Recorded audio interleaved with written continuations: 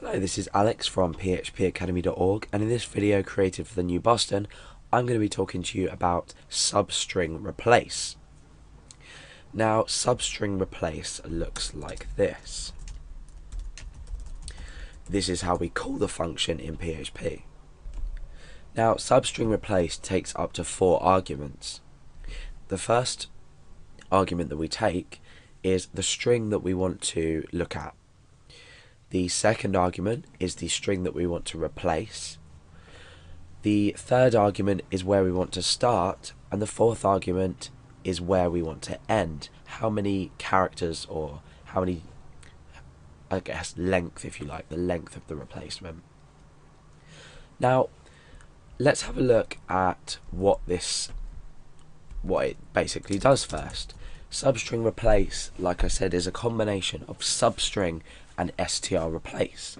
So we have substring in PHP, which will return a specific part of a string. So we could specify in a string, let's say, if we had a string Alex, if I wanted to start at 0, 1 and go 2 characters, we would return EX. So that's substring. str replace will find a string within a string and it will replace it with a specified string. So substring replace is really a combination of these two functions. So why would we need this? We'd need this because we're searching for something, but then what we're then doing is we're replacing the string with a specified amount of data. So for example, if you wanted to cut a string in half, this would be a function to use. If you wanted to say, if you wanted to cut a string in half, you could use substring. But with substring replace, it will search for a string, but only within a specified portion of a string. So let's create a string now that we can work with to show this example off. I'm going to choose this part don't search. Let's just put a slash there. This part search. Now, what's the idea of this example? I'm going to not include this part of the string. I don't want this part of the string to be searched in. However, I want this part of the string to be searched in. And what I want to do is I want to replace part with another word. So let's create a new variable called string_new, and this is going to be equal to calling substring replace. Now we can start putting the arguments in it to start putting this into practice. So the first argument is easy. We just need to supply the string that we want to look in. The second is we need to put in the string that we want to replace. So I want to replace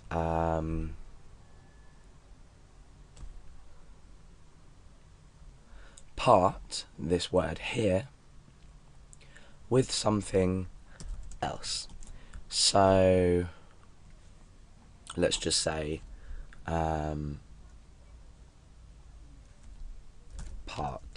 we'll just say Alex. I can't think of any better examples.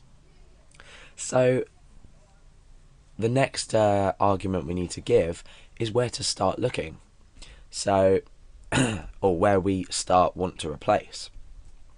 So if we count up the characters, we're going to say 1, 2, no, it'd be 0, 1, 2, 3, 4, 5, 6, 7, 8, 9, 10, 11, 12. I'm not sure if that's counted. 13, 14, 15, 16, 17, 18, 19, 20, 21, 22, 23, 24, 25, 26, 27, 28, 29. So this will either be 29 or 30, I think. And then how many characters or the length of where we want to search, and that's 4 because we've got 4 characters in part. So let's have a look now at string new and see what's happened. It's quite hard to come up with an example with something for this, but when you do need it, you'll say, oh, that would be useful. So yeah, okay, so this has worked. I counted correctly. So now we're saying this part don't search, this Alex search. So we haven't actually searched, but we've rather specified where we want to replace within the string. Now, why would this be useful, and where would this be useful in a real life example? Let's say we had a form where a user could, like in a word processing, like in a word processor, you can search and replace. We've already covered searching within a string, so if we were to search within this string and look for part, we could then find out that part is located at point 29, at location 29.